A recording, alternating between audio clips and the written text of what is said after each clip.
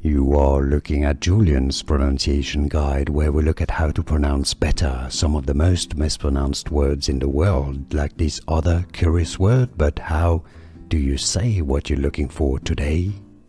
Let's learn how to pronounce this name in Spanish. From Spanish, it's short for Daniel in Spanish, a Hebrew name.